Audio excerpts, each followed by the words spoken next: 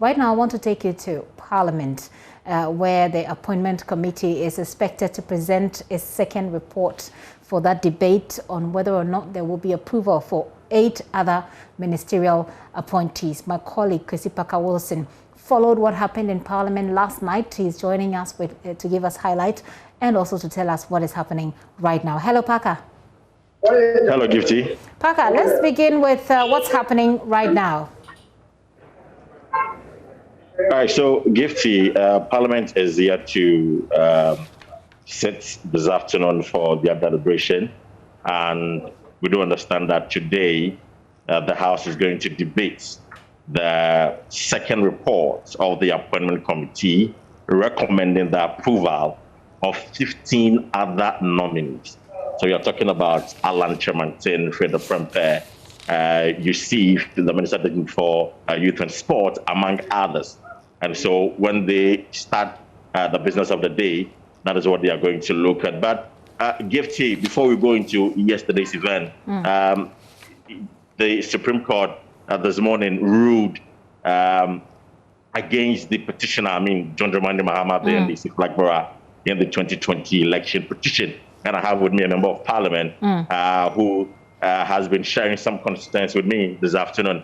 Honourable Member of Parliament for Lower Menya Akobo, that is Tel Aviv, is here. Honourable, first of all, let me just ask you, you have listened to the judgment the Supreme Court ruled against your flag bearer. Would you say the ruling or the verdict is well sounded? Well, yeah, thank you very much. I listened, rightly so, because I have an interest in what was going on.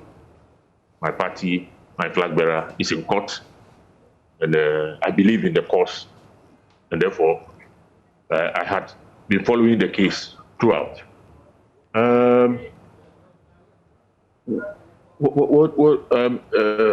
What did you say? You wanted to find out how I felt? Yes, how do you feel about the ruling now, the judgment, sir? Well, I'm yet to look at the details, though I'm not a lawyer. But from the little I heard from them, the judges have spoken. I am not happy about it, though. You're not happy? I'm not the least, because I expected a little more, thorough, work in terms of examining all the witnesses. But the judgment, the judges were clear. You didn't exhibit or demonstrate enough evidence to show that indeed there should be a runoff. To quote them, I said, one thing that ran through this case, throughout the proceedings, was the issue about opinions. And if it is anything to go by, then in my opinion, I believe that they have not done justice insofar as this case is concerned. Now, as a member of Parliament, I don't know if you've gotten any reaction from the constituents, how they're feeling. Well, they're back in London. Certainly they are down, but some of them I spoke to said they were not surprised, because when they looked at how it started, we have a situation where most of our applications, moves, whatever that we did were all thrown out. And therefore, some of them had prepared themselves psychologically, expecting what happened today. However, as I said, I believe that we would have done something, a little more, justice to what went on.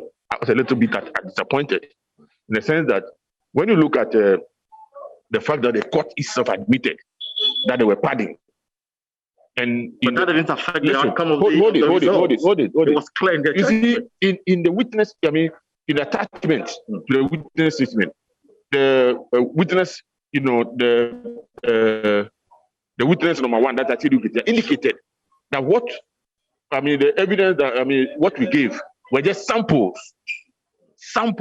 And if the court has granted us, our leave to have, the chairperson?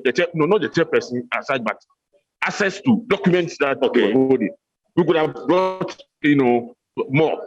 That said, finally, what are the lessons you've learned as a member of Parliament, as NDC member, unfortunately, going for the 2024? Good and bad. The fact is that me, as a member of Parliament, as a politician, I would avoid going to court when it comes to, some of these issues. And you think your fellow shouldn't have gone to court?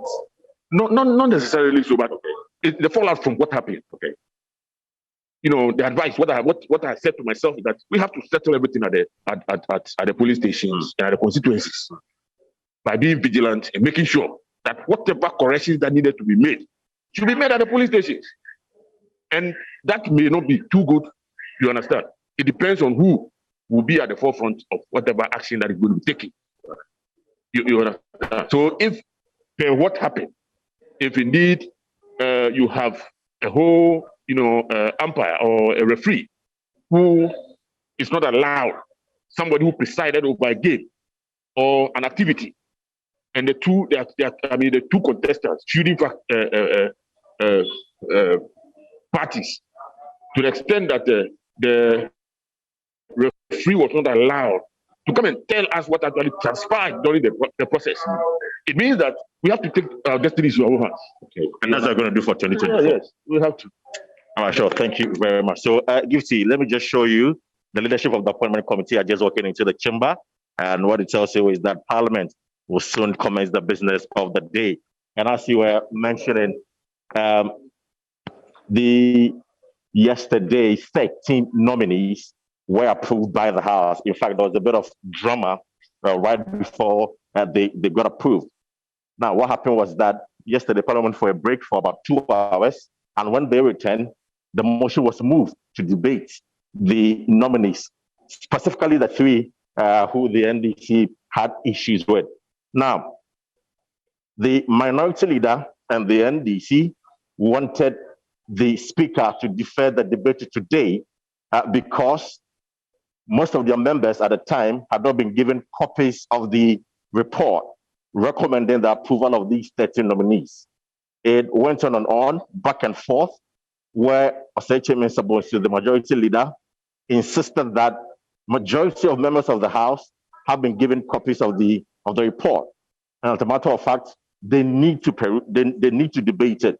But the minority side were arguing that 144-page report cannot be examined within 10 and 15 minutes. And so they need time to do that.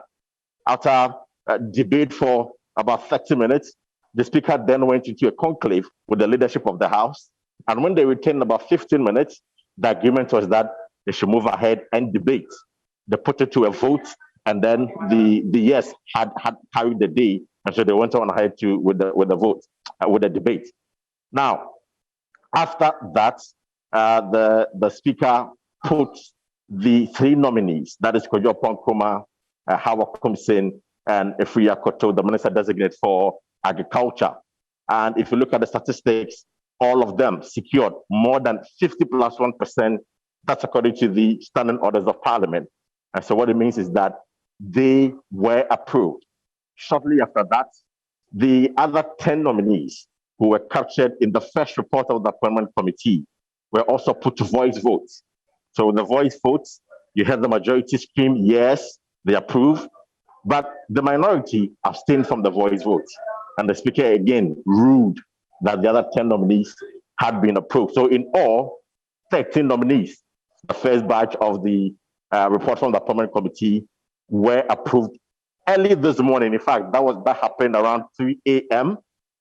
This morning.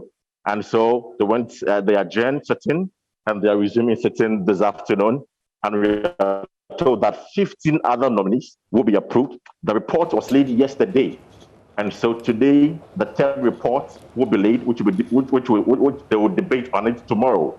But today, they're going to debate on the 15 other nominees to approve or probably reject their nomination. So that is what we need to expect today from members of Parliament.